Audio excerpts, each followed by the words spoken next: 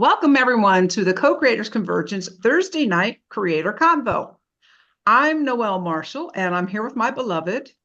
Hello, everyone. It's Bob Warner. Looking forward to this evening's conversation, part two of something I find very fascinating, spiritual Bill of Rights for humanity. Teresa, so so impressed with your work and really looking forward to this conversation this evening. Welcome, everyone.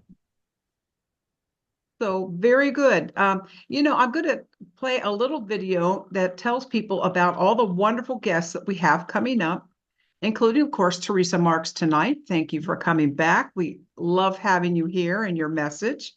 So, Absolutely. yay. So, everyone, just please stand by and let me tell you about the Co-Creators Convergence.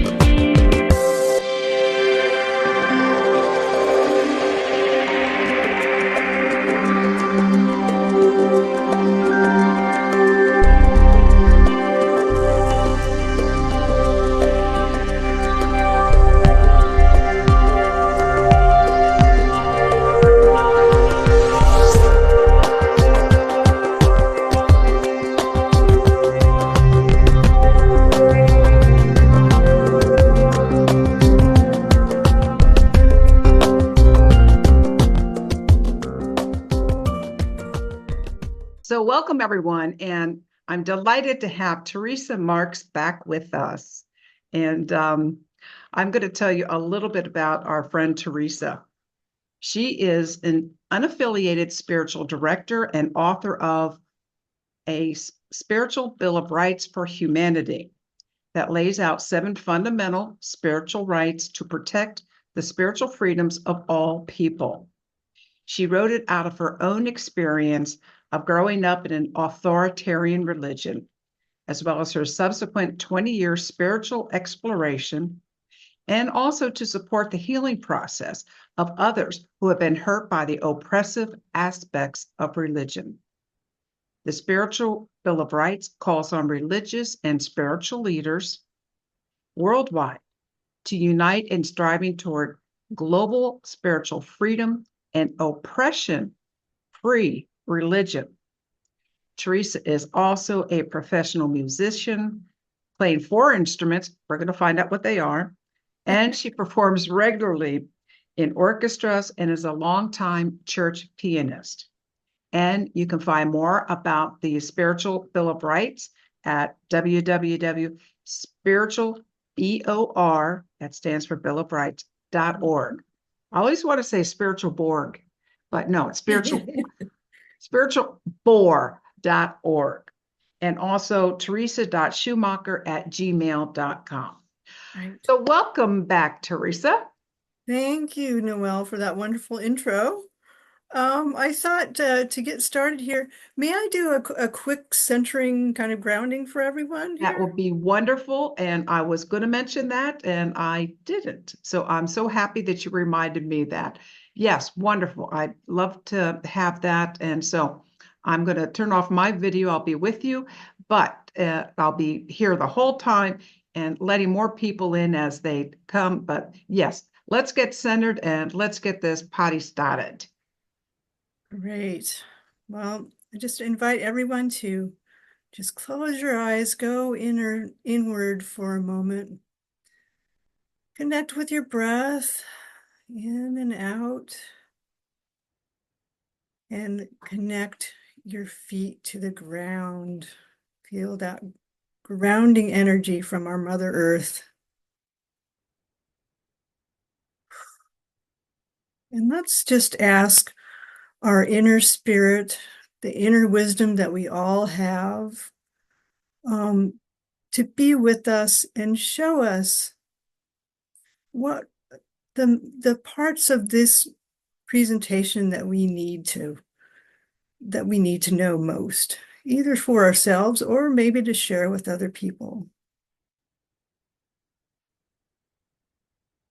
Just to connect with that wisdom, that inner wisdom that we all have.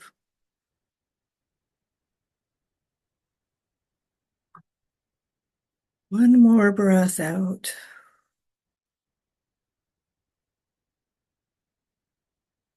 And gently come back into the room. Open your eyes. Become present. So thank you all. I'd love to show you I have a 5-minute presentation on the 7 spiritual rights of humanity. Love to share with all of you. Okay, so this is about a spiritual bill of rights for humanity and the 7 spiritual rights of humanity, because every one of us has rights, spiritual rights. Number 1, the first right is the right to connect with the Creator in our own unique way. So I believe the Creator-human relationship is the primary source of spiritual growth for all people. And it's completely independent of religion or spiritual path. If you are human, you have access to this direct connection. And it's intimate and unique to each person. So that really means that no person or institution should act as an intermediary between a person and the Creator, which means that the role of religious leaders is basically non-essential to this primary relationship. But they can do, of course, a lot to support it. That's why I became a spiritual director. Number 2, the right to affirm our inherent goodness as beloved children of the Creator. So people are inherently good, not inherently sinful, as many religious traditions will tell us. And these teachings that claim we're inherently sinful are stunting our potential, not just on an individual basis, but this goes on a collective basis as well, because these teachings have been around for so long, they have affected all of society. And of course, they don't reflect the Creator's love and empowerment toward us. And religions should help to unleash human potential by fostering self-respect, not telling people that they're unworthy. Right number 3, the right to freedom from fear, especially fear of divine punishment. So the concept of eternal conscious torment, commonly known as hell, is primitive in origin and demonstrably false, because it directly contradicts the all-loving nature of the Creator. Just about every religion will tell you that the Creator, God, is unconditionally loving. And this fear of hell causes serious distress and prevents spiritual growth for innumerable people around the world. It is not a small thing. And even if you don't personally believe in hell, it still is affecting society as a whole, because there are so many people who still believe in this harmful belief.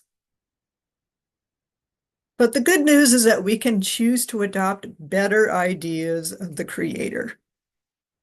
And hopefully, religious and spiritual leaders will help us in this process. Number 4, the right to embark on our own search for truth.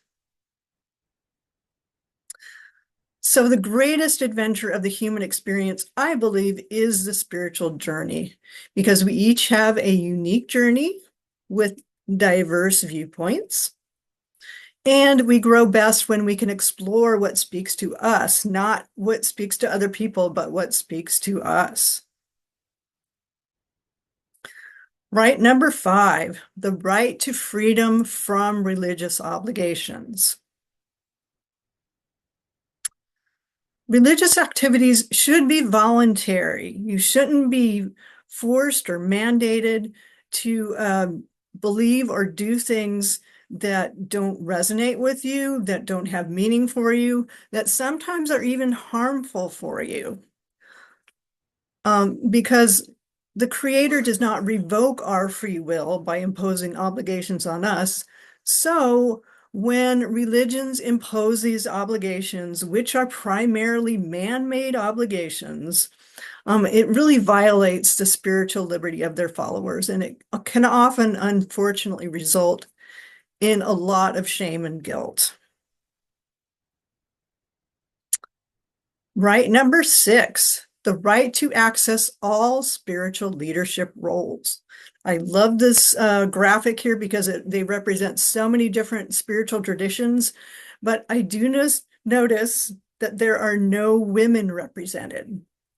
So all people should be able to have access to all spiritual leadership roles, regardless of their identity. Of course, that means gender, orientation, race, ethnicity, disability. If you have a sincere calling to spiritual leadership, you should be able to pursue that, no matter what your religion or spiritual path.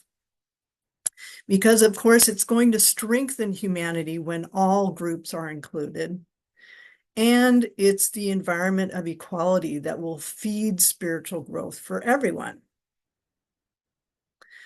And last but not least, the right to choose our own loving and committed partners. Unselfish partnerships are a huge source of spiritual growth and nourishment for couples. And loving and loyal relationships of course, reflect the Creator's love for all of us. And people have asked me, well, why is number 7 in the spiritual Bill of Rights?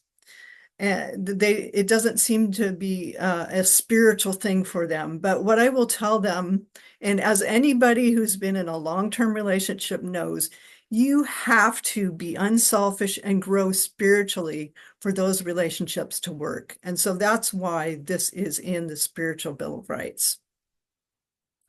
And of course, these selfless and, I like to say, spiritually fragrant partnerships form the basis of society and families, and they should be nurtured. They should be nurtured by all religions and spiritual groups. So those are the 7 spiritual rights, and I believe they belong to all of us as human beings, and they are bestowed on us by the Creator. So I invite you to read the full Spiritual Bill of Rights. If you go to my website, spiritualbor.org, and part 2 is all about putting the rights into practice. And you can read more about those on my website. Many different aspects involved there. I discuss about global spiritual freedom, oppression-free religion, working towards getting those oppressive elements out of religion, rethinking primitive concepts like we talked about hell and original sin, things of that nature that religions should really look at. And also another important way to put this Bill of Rights into practice is to foster prioritizing relationships and values over beliefs. So our relationships with each other, our relationships with the Creator, of course, as well, but also our values, peace, compassion, and kindness, truth, beauty, goodness, all of those things that unite us, that we can all agree on. That is what will unite us, not our individual beliefs that can be so, so different. So there it is, in a nutshell, the Spiritual Bill of Rights. And also my YouTube channel is there as well. So I have several videos there, including a couple of good overviews that go into more detail on the Bill of Rights. So I will go ahead and open it up for questions, comments, any inspirations anybody wants to share on this. Noel, if you want to shoot me a couple of those questions or whatever.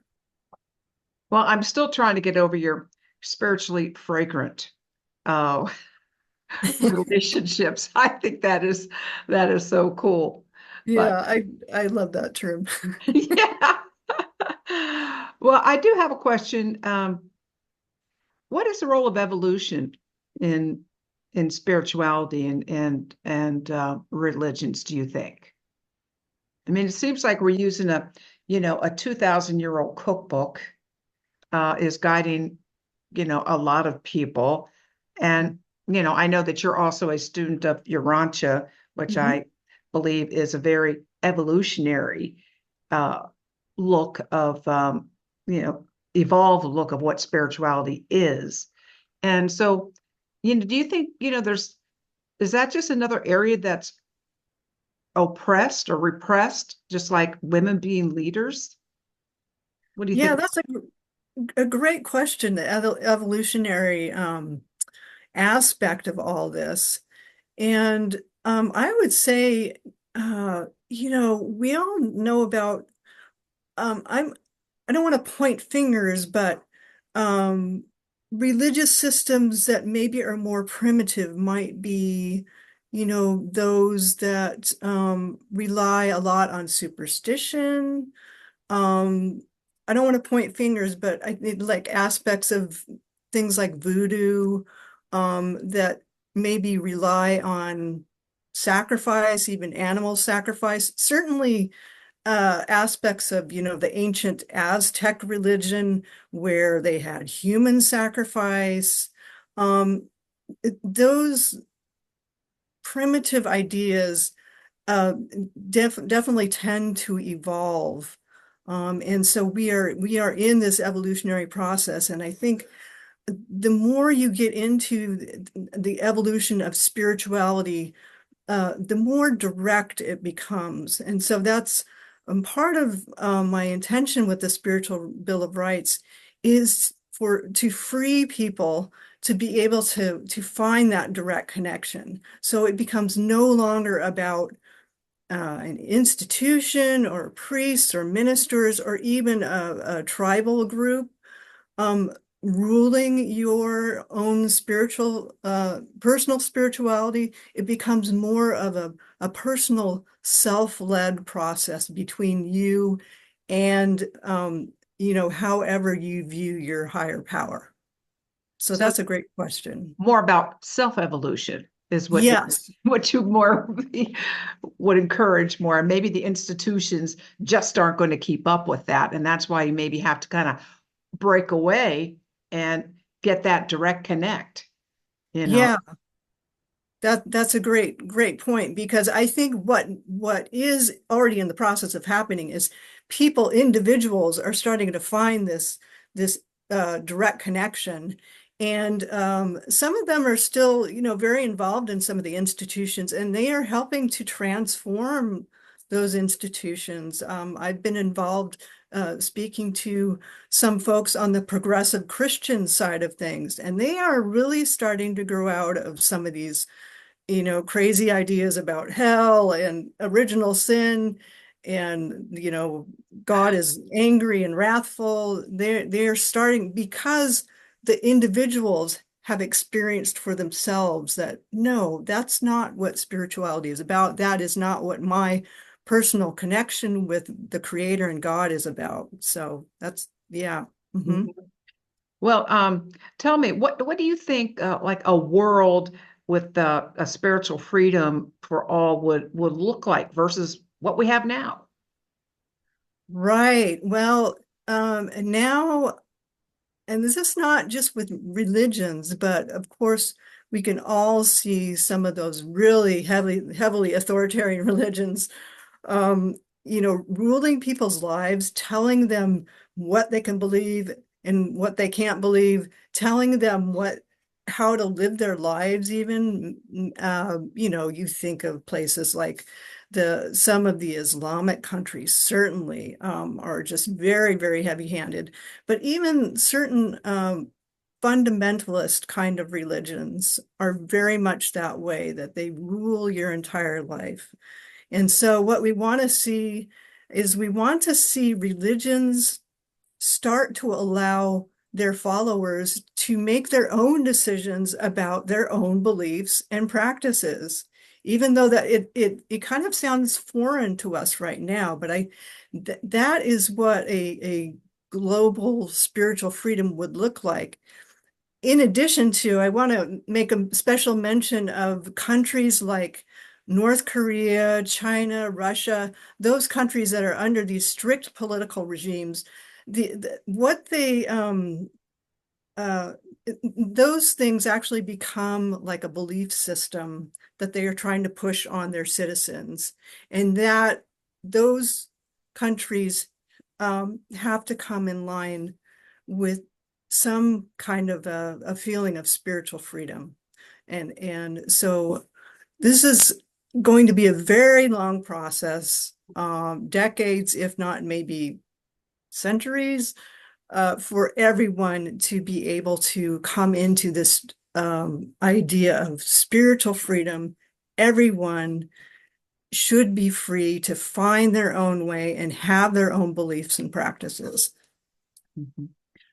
Wonderful. Mhm. That, you know, it, you're naming a lot of other countries, but I think there's kind of a Yeah. movement in this country that I'm thinking, um, yeah, when you point the fingers, three fingers come back at you, right? So there's a lot of introspection we need to do in this country. Right. Absolutely. Yep.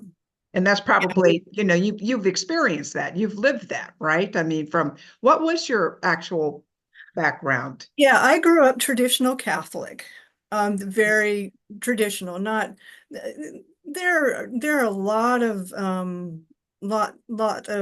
parts of the Catholic Church that are more liberated and free now, but I grew up with the very strict interpretation. Um, yeah, it Okay, was I can see you wearing a uniform and nuns all around you. well, it's interesting because I actually didn't go to Catholic school because there were no Catholic schools where I grew up. But Lucky you.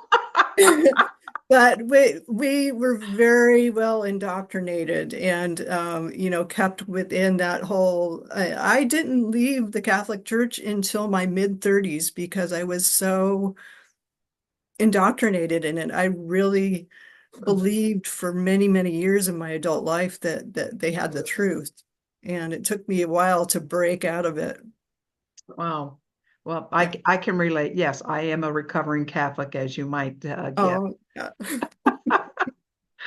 So, and what do you mean when you are talking about oppression-free religion? Is that the right? I mean, I love how you say we have the right to, have a direct connect with Creator. hmm And hmm would that be what you want to expand more about oppression-free religion?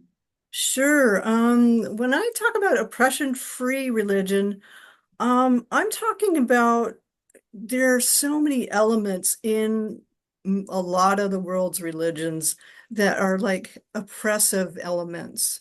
Those elements that create that sense of authoritarianism. And I talk about this later in my document, but basically there's kind of like there's traits of authoritarian institutions and traits of more open-minded, more healthy institutions. And what we need to do is really, religions worldwide need to look at some of these negative aspects that really hurt people and sometimes can hurt people, just to the very core of their soul. If you start thinking about um, the way that they can push beliefs on people, it affects you not only on your mental, emotional level, but on a spiritual level as well. And so that can become very harmful to people and it can take a long time to get over. I experienced some of that myself, not as much as some people do, I think. But Mhm. Well, how do you think some religions can begin overcoming their false superiority? right. Yeah. Is there any False. formula for that? Because, I'd like to share it with a few. Yes, yes, false religious superiority. Yeah. And we've all heard it, the churches of the religions that say, oh, we have the truth and everybody else is wrong or everybody else is going to hell, basically. But I think the answer to that, I just share, I used to have this bumper sticker on my car that said, God is too big to fit into just one religion. And I like so it. part of the idea of that is that our creator should be at the head of all spiritual paths, if you will, that spiritual source, and not all these flawed human spiritual leaders. And another aspect of getting over that superiority is by all spiritual religious paths, starting to recognize and appreciate the truth, beauty, and goodness, and all those wonderful things that can be really found in all the great world's traditions.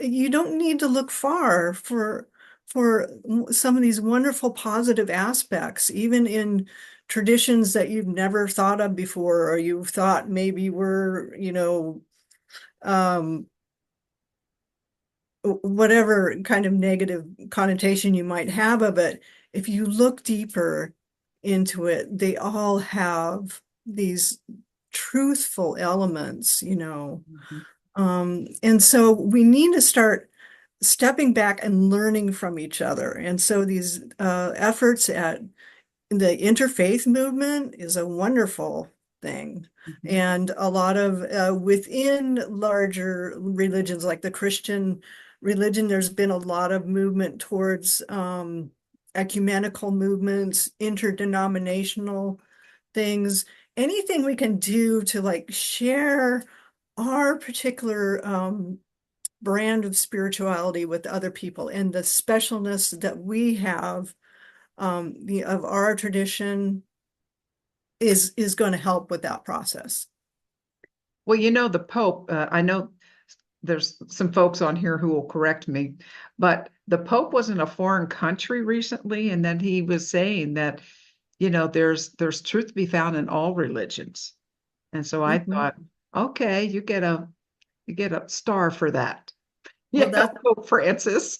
Yeah. that's wonderful, and I have a lot of admiration for Pope Francis, and unfortunately he came to power after I left the church, so You can but I still like really him. There's I no do charge. You can still like I him. I definitely I think he's trying to do his best to get the church a little bit more Mhm. of a breath of fresh air that way. But yes, anything to be able to recognize the positive truth that can be found, the wisdom. They call them wisdom traditions for a reason because there's wisdom in all of them. Right. Mhm. Yeah, that's the tough part. It's just, when you have a religion for the say, okay, now what's the truth? And, maybe oppressing women they think is the truth. How do you get the wheat from the shaft of these different, ideas? But maybe it's what they all have in common you should focus on and not the things that diverge. I don't know. Right. I think there it's more about the values. Um, I like that. yeah, because that's what unites us. I think most, if not all, the great wisdom traditions can recognize those common values that we have, like I said, peace, compassion, kindness, Mhm. those are the things that unite us. Yeah, now you're talking indigenous wisdom and Mhm. Jesus. I mean, Absolutely. talk about an evolved, I think that's why he came to this planet was to, get us out of the animal sacrificing and let's get over here to helping and being a friend to everyone and helping everyone. He's just such uh, a messenger of love. I mean, he's just Right. evolved it from an angry God to a loving God. Let me just say it Right. that way. But are you familiar with the interfaith movement URI, United Religions Initiative? I don't think I've heard of them, but I would love to, Yeah, yeah, you can investigate find out that. about them, uri.org, United Mm-hmm. Religions Initiative, and was started maybe in the 80s by Bishop Swing. And the idea was to bring, to do exactly what you're talking about. And they have what they call cooperation circles all around the country. Mm, And so that's, one way that we tap into to interfaith here is through URI. We have interfaith organizations here in our area. But yeah, you might wonderful. want to look into it. Right. Yeah. And I Yeah. love that God is too big to fit into one religion. Mm-hmm. That's very good. Now, I know in your previously when you were with us, you talked about rope, religion of personal experience. Mhm. Can you talk about that? With that, I love that. So rope is the acronym for religion of personal Personal experience, experience. right? I got that Right. right. Yes. And it's actually a term that's in the Urantia book when there are several papers there dealing with religion and the evolution of religion. And it talks about this religion of personal experience being really the highest expression, the highest form of religion, if you will, that we can aspire to. And it's really about developing a living and breathing personal experience. So there again, you get down to the idea of your personal connection with the Creator, however that looks for you. It's not about an intellectual assent, if you will, to an outside authority. Um, it's about discovering for yourself as you go through life. So it's not something that just um, maybe you discover for one time for all your life, and then you're set and you don't think about it anymore. It's meant to be a constant growing, changing, evolving experience. It's really interesting because, in this very conservative area that I uh, live in, just the Right? word evolution is a trigger for some, Yeah. like, okay. So let me tell you, are you using the same cell phone that you had in the 1980s? Right. No. Well, okay, your phone can evolve, but your religion and you can't evolve. Hmm. I just never made any sense to me. But it's my whole. Let's see. I think Bob has a question here. Uh-huh. Uh-huh. Wants to know, have you found places within established faith traditions which have embraced your spiritual bill of rights? And if so, what are they? Right. Well, I'm just getting started with this. I just wrote the document December of 2023 and several months ago got my website up. I'm in the process of just contacting different organizations, Mhm. and that will be something that I will, start working on. But it's interesting because I just had two Lutheran pastors contact me to speak to their small little Zoom gatherings that they have. And so it's amazing that the Lutherans, actually the liberal side of Lutheranism, I think it's the Evangelical Lutheran Church of America, Mhm. that were very interested in this. And I'm actually going to be, in a couple weeks, going to a progressive Christian conference. It's got a humorous name. It's called Theology Beer Camp. They call it that because a couple of the people who started it are not only theologians, but they're brewing people. They brew their own beer, and so they brought Brewmasters. brought that all together. And but it's actually quite a it'll be about 500 people and quite a lot of serious theologians on the progressive side who are, looking at new ways to breathe fresh air into Christian beliefs. And I'm hoping to give a short presentation there. And that is the next thing on my list, actually, is to hopefully bring Hmm. more organizations to the knowledge of the Bill of Rights.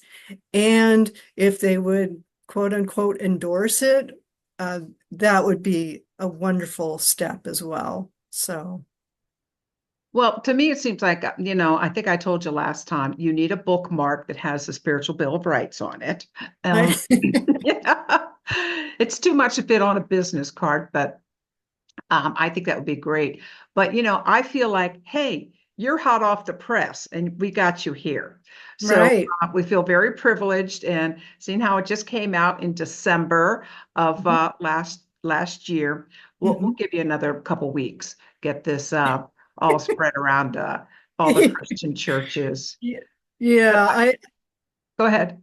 I expect to be at this for the rest of my life, telling different um, spiritual paths and different institutions and churches, and Hmm. um, because I think that so many people could benefit from this idea of having spiritual rights, particularly those who have been hurt by religion, and there are Mm. a lot of those out there.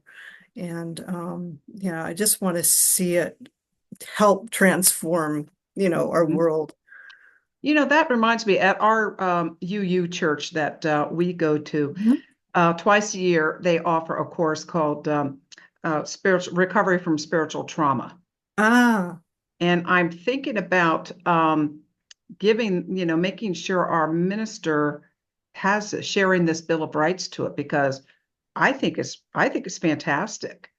I think that will be a really good addition to uh, what they're doing. I haven't taken the class, but they I know many people have, and they just say it's wonderful. Talk about a freeing experience where they do get, you just the baggage just, you know, is so offloaded, downloaded. Um, right. you know, Yeah. And the baggage, I would say, are all those oppressive elements that I talk about that we have to drop to get oppression-free religion. well, Um, that's also what they say transformation is. It's not mhm. about changing, it's really just about, getting rid of the CRAP.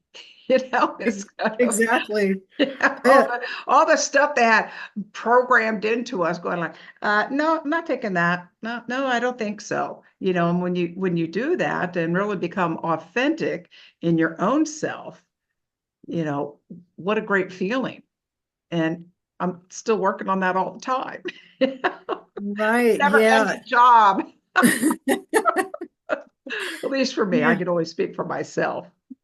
But That's great. If you visit my YouTube channel, the trailer video I have that it goes directly to, I do talk a bit about having to, just sifting through all the garbage in religion to get mhm. to the core beautiful part of it. And I also talk about finding a God without the baggage. I have another YouTuber friend of mine who's also a Urantia book reader, but he has a video out there that I thought was great. He entitles it "God Without the Garbage," and that's hopefully what I'm trying to do in this spiritual Bill of Rights is getting people directly to their connection with God without all the oppressive garbage. Well, when you say that, and I totally agree. What's the best method to do that? To connect with Yeah. the divine. Well, You say, I want to get rid of all this garbage. Okay, God, I'm listening. Is it through meditation? Is there, is everybody just has their own method for doing that? Or do you have a recommended method for doing that? It's easy well, to say, it's easy to intellectualize, but yeah, how do you I do. get down in the dirty and do it? I do. I actually just posted a couple weeks ago a new video to my YouTube channel, and I think the title of it is How to Discover Your Own Connection with the Divine. And in it, I basically recommend a couple different things, encouraging like a direct conversation with the divine, setting aside time to just share what's happening in your life, and especially the issues the problems that you need assistance with, that you need guidance with, and just being open-minded about it. Even people who don't have a personal concept of God could do that. And then so it's a two-step process. You share, and then you become quiet and you listen, which is basically a meditative, it's a meditation process. Mm-hmm. But the difference between just the standard sort of mindfulness meditation is that you're actually inviting the presence of the creator, however you view that to be, into your meditation. And so in that silence, you listen, because to have a relationship, you have to have both. You have to be able to talk and you have to be able to listen. And so that's what I offer. But the ultimate answer to how to connect with the creator is it's your way. Whatever your way is, that's the correct way. But if I had a suggestion, I would suggest those kind of two methods for doing that. My mother-in-law, um, she always said the best method for her was to sit on the back deck, listen to the birds, and she said that's where she had her conversations with God, outside in nature, and just listening. And she was a regular meditator as well. I Mhm. remember before we kind of awoke, uh, she came and visited us one time in Wisconsin. And then she said, well, I won't be down for breakfast until, after I meditate. And, do you mind if I burn incense and I have a candle? So Bob and I are going, whatever. Like he's like, now we go like, do you want to light the incense or the candle? It's kind of like, I guess maybe we've evolved a little bit. So, Uh-huh. but yeah, just very different for different people. And I see a few comments here. Mhm. Um, Mhm. Another from Bob. He says, another class was just announced at our UU. It's called Owning Your Religious Past. Mm. And and he said he is going to share this conversation with our reverend. And perhaps those called to the Unity Earth movement will find these very attractive as well. Mm. That's a group that does a lot of work. They were just in Unity Earth Group was just in Japan for the uh, United Nations International Day of Peace, and it's the 40th anniversary of that. And Mhm. that was started by one woman. She had a vision. Her name is Ava Madison, and she is with Pathways to Peace, is the organization that she founded. And she's now on the other side with her friend Barbara Marks Hubbard. Mm. But they just kept hammering. It's like the only thing that the UN has ever passed unanimously was Mm. to establish a International Day of Peace. Mm. So the Unity Earth Group was just over there, had a international flag ceremony in front of the atomic uh, memorial. So yeah, so I think that's Another, and just backtracking a little bit, when I was Sure. talking about URI and the cooperation circles, Mhm. I think you need to find out about them because I think they would be very receptive. And there you would, in our URI cooperation circle, what we used to do is once a month, we picked a church and we all went to it as a group. And then afterwards, we arranged for whoever was the minister, the rabbi, the imam, whoever it was, and we had conversation. And so you How could just leave some of wonderful. those, you could just leave some of those bookmarks behind. Yeah, how wonderful. Yeah. I actually had some business cards made and they're like square ones and I was actually able to fit all the rights on there. So Oh, okay. Very I good. have some great flyers that I'm going to be taking to that Christian conference with me too. Mm. Oh, Even with very good.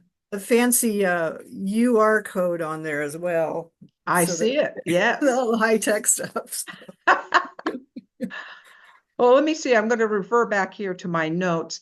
Uh, Mhm. Tell me, what are some ways that individually we can put each of the spiritual rights into practice in our own lives? Right. Yeah. Well, I was thinking about this because my document goes into collectively as a global community, how can we put the rights into practice? But then I was thinking, well, what about our individual lives? And some things came to me there. So, and I have one area for each of the rights. So for right number one, which is connect with the creator in our own way, Hmm. um, ask yourself, we are spiritual beings, and how is it that you connect to the spiritual and to the creator? So to make your spiritual life a more intentional thing, just make sure that you're nurturing yourself spiritually. So that's for number one. Number two, and that right is the right to affirm our inherent goodness as human beings. That is nurturing self-respect and self-care. Mm. There's so many of us out there just need to learn about self-care and self-nurturing. And yes, it's so important and so many people overlook it. So you need to treat yourself right. Hmm. And so number three, that right is the freedom from fear of false divine punishment. And this one is really because it's not just freedom from the fear of hell, it's really freedom from fear itself, Mm. is the deeper meaning of that. And so asking yourself, because we all have fears, right? We all have fear and doubt. And, how can you overcome that in your life? What steps can you take? I like to remember that the word courage, at the heart of that word is heart. Core is the word for heart, I believe in French and a lot of other languages. But to find your courage um, by speaking your heart, and I think that's a good way to um, realize overcoming your fears in general. So get into your heart, develop true courage. So that's for right number three. I love Right. how you're bringing in the rights because I don't have them all memorized. So thank Yeah, yeah, no, that's okay. I sometimes I forget too. Um, so for right number four, which is the right to our own search for truth, just to give yourself permission to explore, to question. A lot of people are, still in these authoritarian religions. Give yourself just a little bit of permission to question, to explore, to grapple with those beliefs that you've been given that don't quite make sense to you. And if you're in a place where you do have spiritual freedom, like do something like you were talking about, Noel, and go to another church or place of worship altogether. Find out what they're all about. There's so many things you can do to appreciate new perspectives. So that's for number four. Number five is the right to freedom from religious obligations. And this one, I thought, well, obligations, drudgery, repetition in our lives in any area it can really stifle creativity. So I want to bring out the creative aspect. What is it that you can do to nurture your creative life? Because creativity it's like a direct line to the Absolutely. creator, your creator creativity. It's all there. So see, and specifically when you nurture your creativity, how is it that you can use your creativity to serve others? Because that's where we come to that place of global transformation, like you and Bob are doing this wonderful co-creators convergence. I mean, that's wonderful. So creativity, yeah. And so right number 6, that is the right to access all spiritual leadership roles, regardless of your identity. And for this one, uh, a lot of people might think, well, that right only pertains to like formal spiritual leadership, becoming a minister, a priest, or whatever you are in whatever tradition. But really, I want to get people to think about what is your own brand of spiritual leadership, because we all have something that we do well and that we can lead in, and to find that passion and purpose in your life and share it with others, that's where your spiritual leadership is.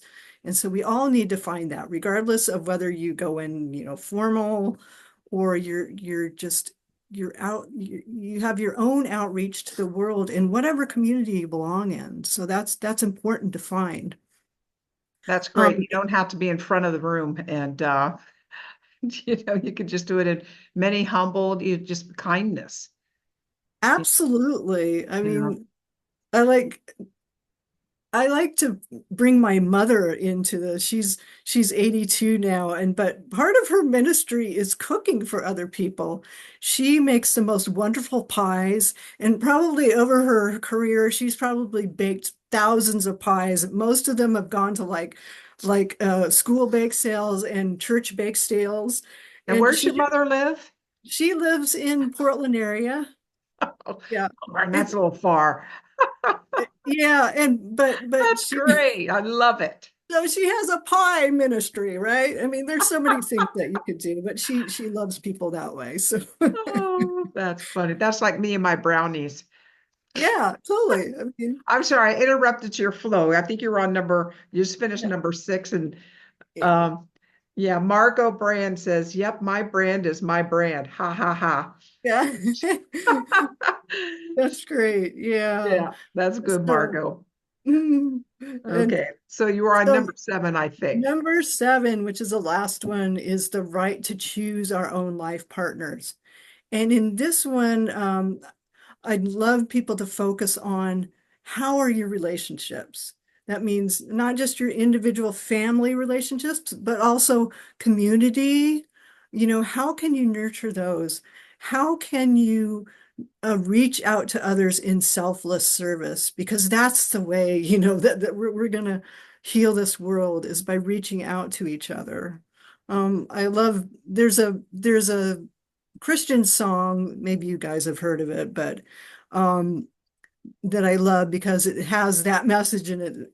The title of the song is "They'll Know We Are Christians by Our Love." And by the way that we spread love to each other. And that's just so true. So Absolutely. yeah. I got a song that I love, a Christian song. Uh-huh. Uh-huh. Uh-huh. It's called it's Preach All Day, Say Few Words. Oh, that's great. Yeah, I Yeah. like that. Yeah, that's one of my favorite. And I think that works for me. But Mhm. uh yeah, that's really great that you added the relationship on the end there. Mhm. And you know, everything that you presented is so inclusive. And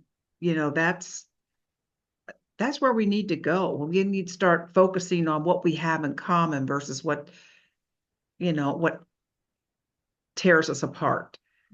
You know, Yes. Does every person, every father want their child to have food?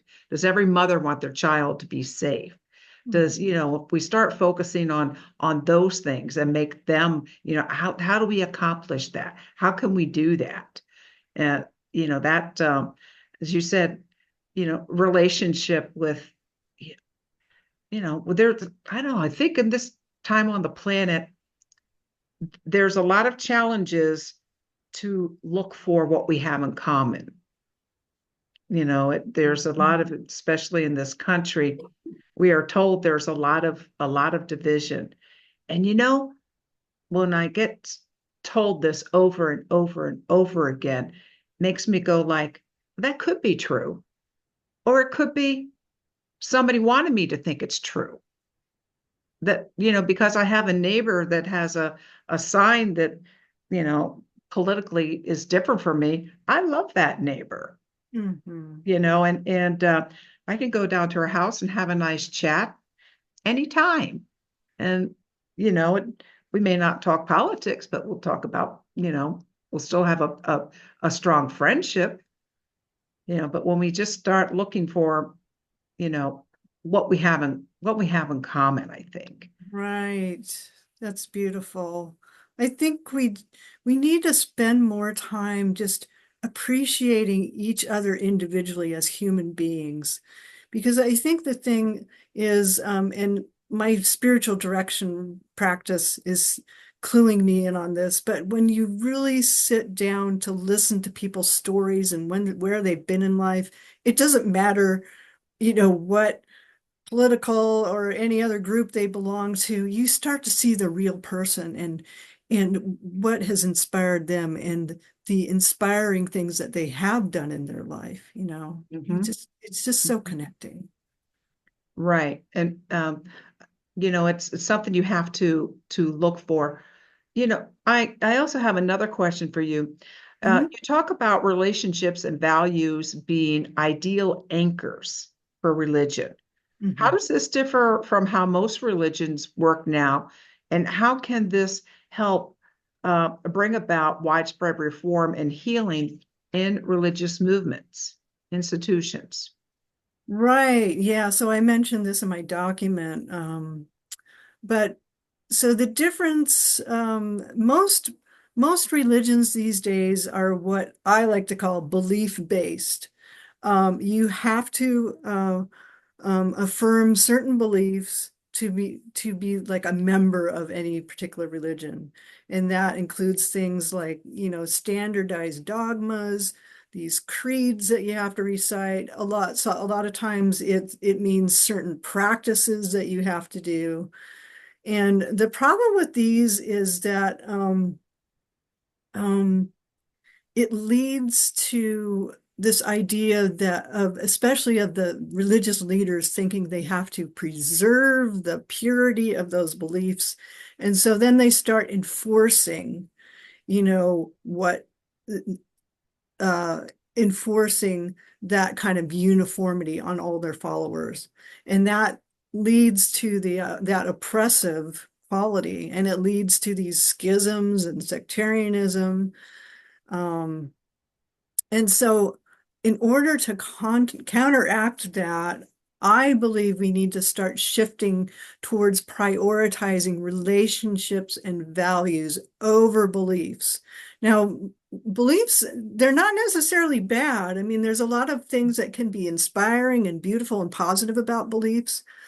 But there can be a lot of weird and even harmful things in beliefs too. But when we start to come from a place where we're reaching out to each other, where our relationships and people are more important than beliefs, that's when we can start really uniting. Because I think the thing that bothers me the most about traditional authoritarian religions is that they value beliefs over people. I mean, they're all too Excellent. ready. They are so ready to toss whole groups of people out that they don't agree with. And that's happened so many times, and I have a special place in my heart, especially for the LGBT community. I have four close people close to me in my life who are in that community, and there's so much hurt happening there with traditional religion. And that it just, why should that be happening? We have to love each other first. Not our beliefs can change, and they're not as important as people. Excellent, excellent, excellent. Mm-hmm. We do have a question from the Facebook. It says, Theresa, I love that you're speaking about direct relationship. Would you say the creator then is separate from evolution, cosmos, earth, and humanity? That's a good question, because I've evolved a lot in my own beliefs about the creator and God. I started out, traditional Catholicism is very much a separate thing. God is here, we're here, and there's no joining of those. What I believe now is actually a both and sort of concept of God. I believe that God is that transcendent force and source of everything, especially love. But I also believe in a personal God. So, and I've spent time on both sides of that. When I left the Catholic Church, I explored a lot of the Eastern traditions and a lot of meditation and some of the non-dual kinds of philosophies that tell you that we are absolutely not separate from the Creator. The Creator is in everything, including us, including in all things. So I definitely believe that. But I also believe that the Creator is personal to us as well, and that we can have a relationship. So I feel like I've found kind of the best of both worlds for myself, and I want to encourage people to play around with that in their own spiritual lives, to find, if you've spent a lot of time with the more, personal kind of God, explore the transcendent, kind of non-dual God as well, because both sides of it can enrich your spiritual life so much. Yeah. Okay. Well, I think I pretty much dominated things. So I'm going to invite people, if they turn on their video, we'll add you, and so we can have some direct conversation with Theresa. Great. And I do have one question, Theresa, while folks are turning on their video or deciding whether they want to turn on their video. Is it a book that you have, or is it a PDF, or how do we get that? Actually, the Spiritual Bill of Rights. I do not have a hard copy document yet. I'm thinking about getting a booklet printed out, but you can download the PDF on my website, and you can also read the whole Spiritual Bill of Rights on my website as well, without downloading that. And you can listen to me reading the whole document on YouTube. So there's a few ways to get that. Okay, wonderful. Well, I see we have Noreen and Romel talking about a wonderful relationship. Romel, remember I was talking earlier before you got on, Romel, we were talking about Unity Earth and the visit to Japan, and you are part of that delegation. So kudos to you, my friend. Beautiful. Wow. Welcome home. And then we have his beloved wife, Noreen, and she is working on coming to CCC with us. So wouldn't that be exciting? And nice. Flo, good to see you here, our dear friend from Chicago, and Christy, wonderful. And so if anybody would like to talk, just wave at me, I'll unmute you. And I just want to thank you so far, Theresa, for bringing this in. I really loved, I love the Spiritual Bill of Rights. They just say it all. I mean, what's missing? Who can think of what's missing from her Spiritual Bill of Rights? Christy, go. Somebody in the chat said what they missed what number one was, and I Yeah, I can. missed number one. Oh, okay. Oh, the number one of how to put it into practice. how to put it into practice. Okay. So right number one is the right to connect with the Creator in our own way. And I think the way you can bring that into your own individual life is really affirming that you are a spiritual being. And you need to find ways to nourish your spiritual life and find ways to connect with the spiritual and with the Creator in your own life, however you express that, however you view that. Now, we did have a comment from Margot, and she thinks one of the things should have is on the, I'm sure she's just kidding, perhaps. Let's get it here. No, She she's says, not. no, says maybe we should have goddess, in goddess we believe. Was Oh, that it? In Goddess we trust on the dollar bill. Yeah. absolutely. I mean, there's another good thing too. If you have only been exposed to a patriarchal father god, get in there and find the divine feminine because it's all over the place, especially in nature, especially connecting to nature. You know, Mother Earth, Gaia. Yeah, find those soft, beautiful, nurturing side of God. Absolutely. Goddess. Goddess. I like to call it mother myself. But Yeah. And if anybody else would like to unmute, that will be wonderful. And yeah, Margot also suggests she has a lot to say for somebody who doesn't have her video on. oh, Um, yeah. she thinks you should join the Founding Mothers movement.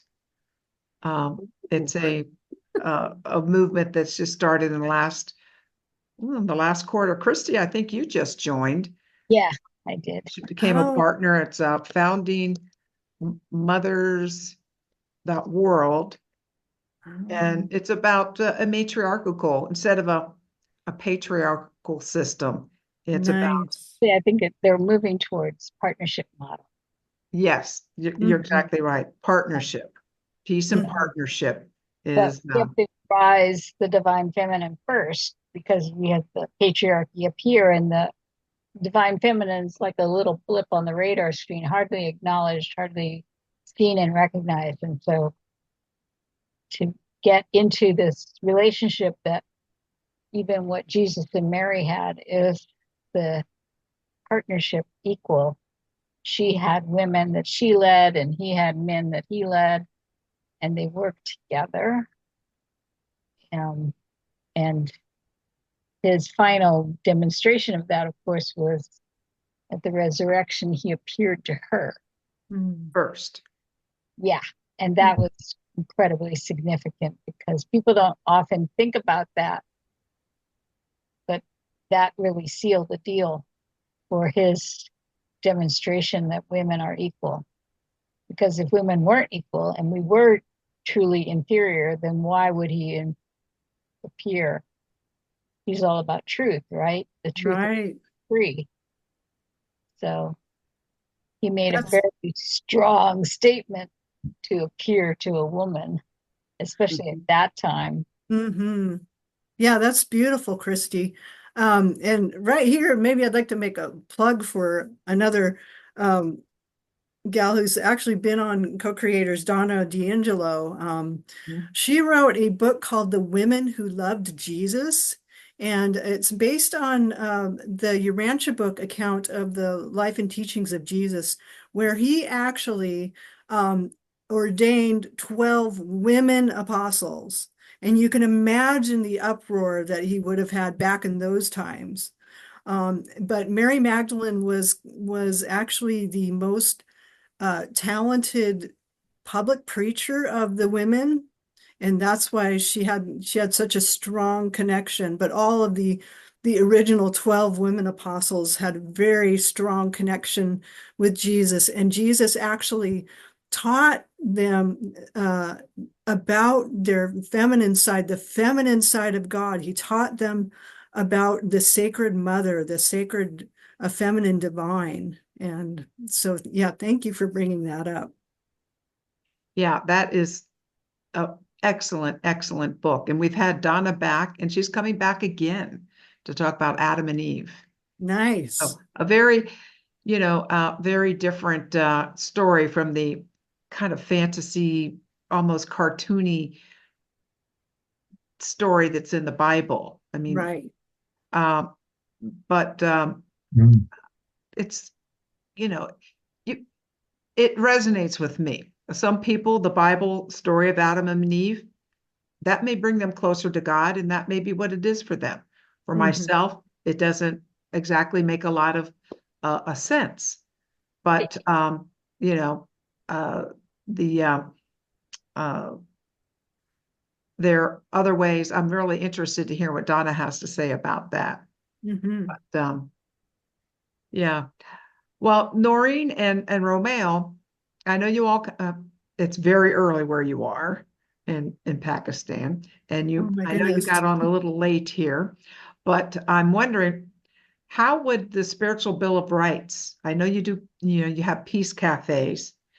How do you think the Spiritual Bill of Rights might, if you ever, I know that you hand out, give people Bibles, and that's wonderful. But how do you feel this would there be any comprehension or any receptivity to different ways of thinking of connecting with God than a traditional Christian way, should we say?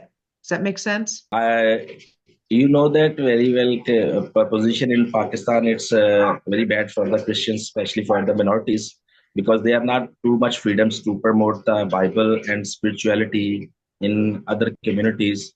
Because if we are going to the church and attend the mass, so you have not loudly to mass, because people are violent and they are not happy to Christians to promote in Christianity in Pakistan. In last 2 years, a big incidents. If you know that, and if you know that, that's good. But you search on Google, and 2023 they have a big incidents in Jadawala, Faisalabad, and 33 churches burned and 30,000 Bibles burned on the road. Yeah, it's not safe. And They are, and people and severely injured. and people is not any violent. Christians are not violent. They are staying and stay. They face to the government, but government is not facilitate. Police is involved to the in this crime. So that's why we have strong initiative to Peace Cafe in Pakistan. Because Peace Cafe in Pakistan, we provide the one platform to all the minorities, not focused to Baya Christians. We are focused to humanity. We promote the peace to each and other. We change this mind, because the mind is violent. The people in Pakistan, their mind is violent, and they not accept to Christians, and they not accept to Bibles, because other religion in live in Pakistan, especially majorities, they feel that we are upper ground, we are superior, and minorities and Christians is on our feet, they are nothing. But the Peace Cafe give this platform to everyone, gender balance and gender, religion, and everything in one platform. We talk to each other and promote the peace. The Peace Cafe mission is come with us. We take a one cup of coffee and resolve the problems for Pakistan, and talk and prayers for peace on our the world and missions. This is a target, and I'm very thankful to God. Uh, Too much speeds. The speed is very high for that. The friends are joining with Peace Cafe. When I go to Japan, I tell you, 21 people are work with Peace Cafe. We meet in Japan. When 10 to 10 peoples in Japanese, they are Goi Peace Foundation, and one of the Seonji families. They are very, very happy for Peace Cafe initiative, and they are told me we are stand for Peace Cafe to work with in the future. and lots of people work for, because we focus not for the only for Christians and our spirituality and Bible, but we change the thoughts of mind of Pakistani people. We promote the peace. If we change the thoughts and heart change, so I think, I believe in God, everything is in level of the world. So this is the initiative, and this is the situation is too much hard there. Work is very hard because we face lots of problems, lots of violent peoples know me and Noreen face, and they know that they're two-person work in promoting peace. So we are on the front line, and it's a dangerous, but we can do, because we have lots of minorities and promote the peace. This is a mission of our God, and we are the son of our God. That's why we are working in Pakistan for Peace Well, Cafe. I love the Peace Cafe, and I have two questions for you, Romel. When you have the Yes, Peace yes. Cafe, do you promote a particular belief system, or do you just kind of look for what you have in common to build relationship and share and talk about your shared values versus your shared your different religions? I was just wondering how your agenda looks when you have a Peace Cafe. Hmm? Yeah.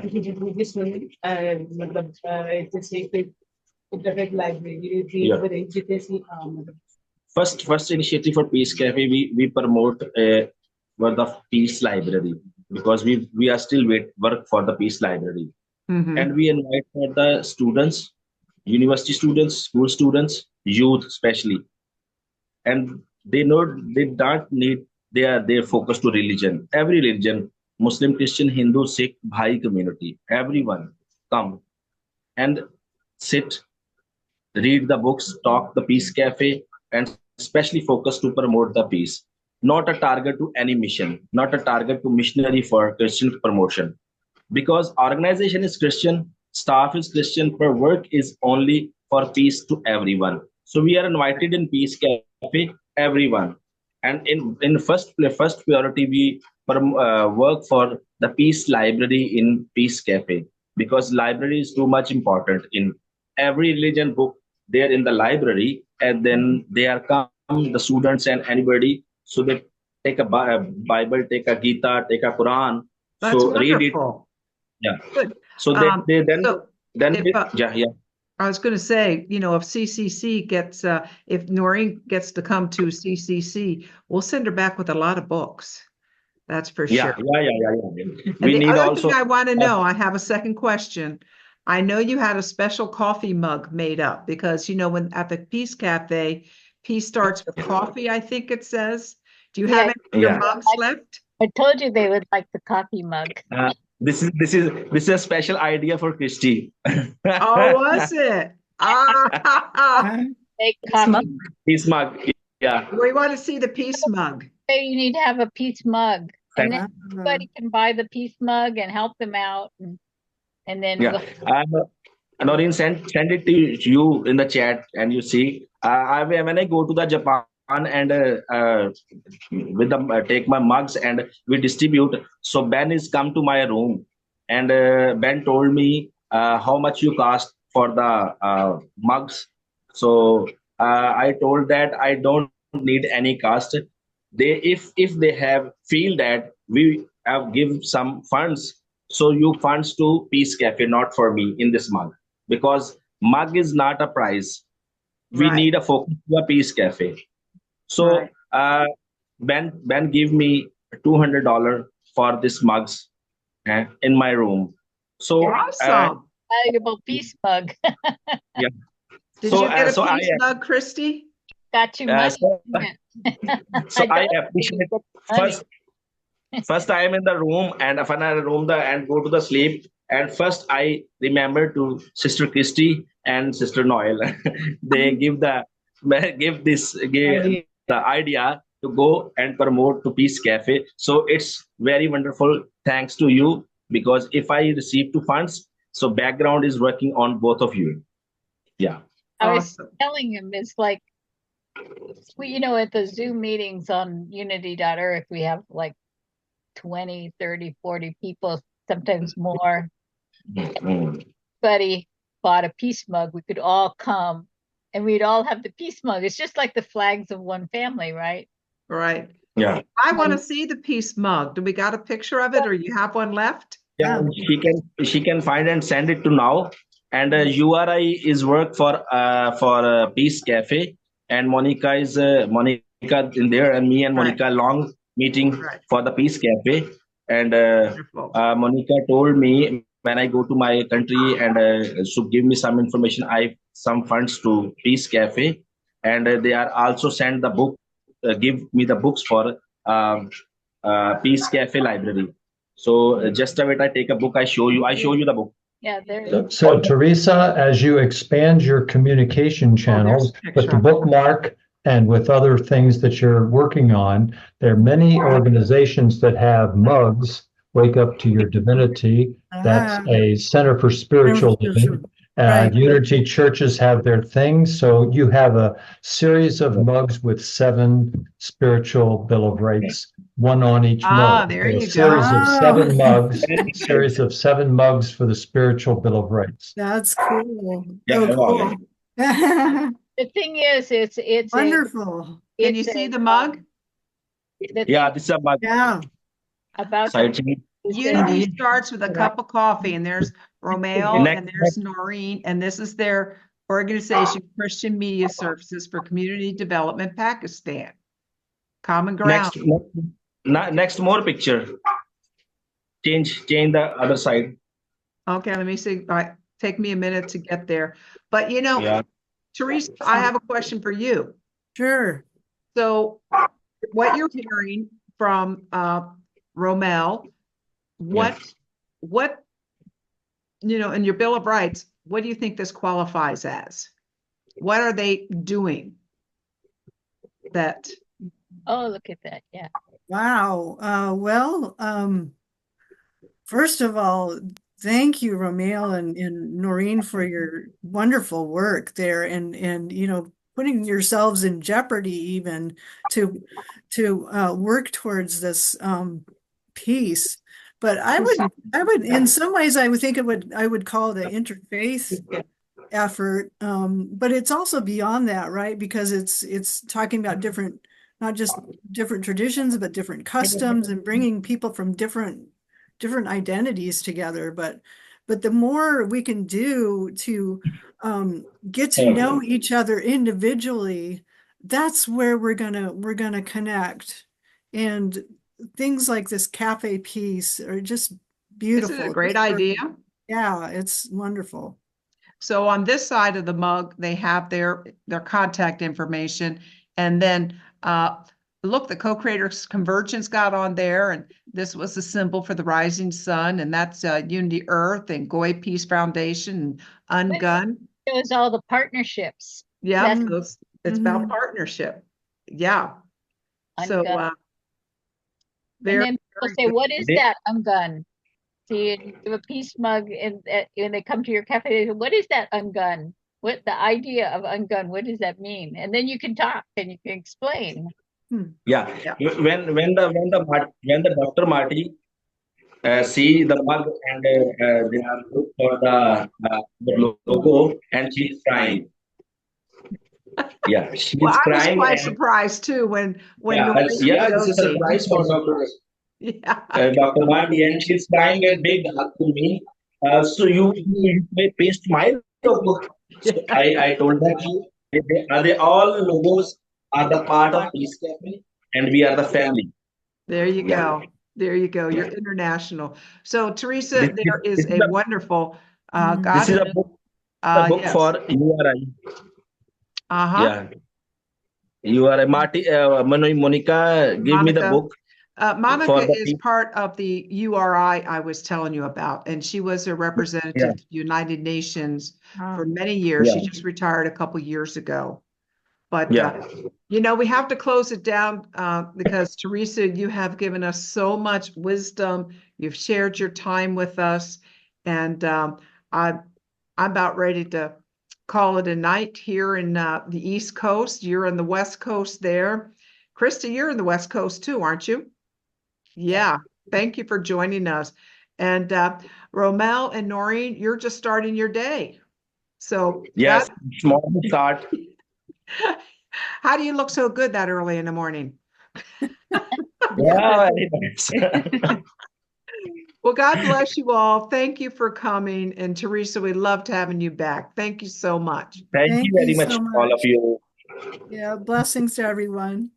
And Thank we you, always Teresa. end with Bob. May peace prevail on earth, everyone. Peace prevail on earth. Stand in your rights. Thank you. Yeah. That's right. And so next week we have a guest on, and she's going to be talking about, she's a happiness creator. So yes, loved having you here. Oh, I love that too. Here we go. Try to get all the hearts. Love to There you go. everybody. Good night, everyone. Thank you for coming. Good Love night, you. all. Thank Good night. you. Blessings.